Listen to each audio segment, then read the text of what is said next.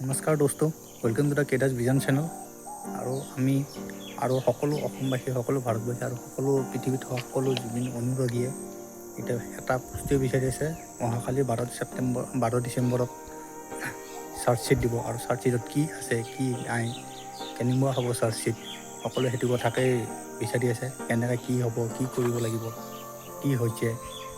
আচলতে সেইদিনা 19 ছেপ্টেম্বৰত যিটো ঘটনা হৈ গ'ল জুবিন গাৰ্গৰ লগত, সেইটো কি হৈছিল সেইদিনাখন, আৰু সেইদিনাখন ৰাতি আগদিনাখন কি হৈছিল, ৰাতি সেইদিনাখন তাতে সাগৰৰ পাৰত কি হৈছিল, কেনেকৈ কি কৰিলে কি নকৰিলে, কেনেকৈ হ'ল ঘটনাটো, আৰু কেনেকৈ আমাক জুবিন গাৰ্গক আমাৰ মাজৰ পৰা আঁতৰাই লৈ গ'ল এইকেইজন শত্ৰুহান ব্যক্তিয়ে, কেনেকৈ লৈ গ'ল সেইটো বস্তু অহা ডিচেম্বৰৰ 12 তাৰিখে সেইটো আদালতত দাখিল কৰিব SIT টীমে।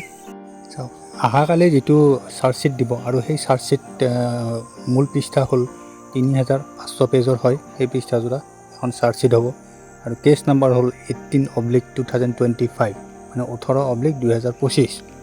আৰু ইমান দিনে আপোনাৰ 19 তাৰিখে যিটো ঘটনা হৈ গ'ল, ছেপ্টেম্বৰ 19 তাৰিখে হৈ গ'ল, হৈ যোৱাৰ পিছত তেওঁলোকে কেছ ৰেজিষ্টাৰ কৰিলে, পৰিয়ালবৰ্গই দিলে, বহুত মানুহে কেছ দিছে তেওঁলোকৰ ওপৰত। কেছ দিবলৈ কমচে কম SIT টীমে এইটো তদন্ত কৰিব লৈছে। তদন্তৰ আওতাত আহিছে আপোনাৰ 300 মানুহৰ লগত তেওঁলোকে ইণ্ডিভিজুৱেলি সেয়া কৰিছে, ইনভেষ্টিগেশ্যন কৰিছে, সোধা পোছা কৰিছে।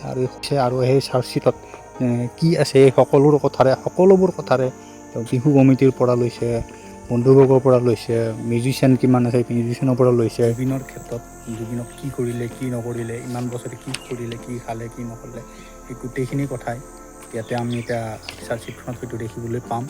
যিহেতু আদালতত দিব এই চাৰ্জশ্বিটখন, আৰু 18 তাৰিখে যিহেতু তেওঁ 90 দিনৰ ভিতৰত চাৰ্জশ্বিট দিব লাগে, 90 দিন সমাপ্ত হ'ব। আৰু 90 দিনৰ আগত যদি চাৰ্জশ্বিট দিব নোৱাৰিলে হয়, তেওঁলোকে নিশ্চয় বেল পাই গ'ল হয়।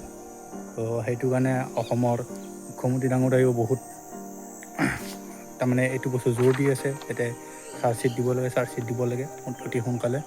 যিহেতু সেইটো অহাকালিলৈ সেইটোখন আহি পালে, আৰু সকলো অসমবাসীয়ে সেইটো বস্তু বিচাৰিছে, পৰিয়ালবোৰেও বিচাৰি আছে।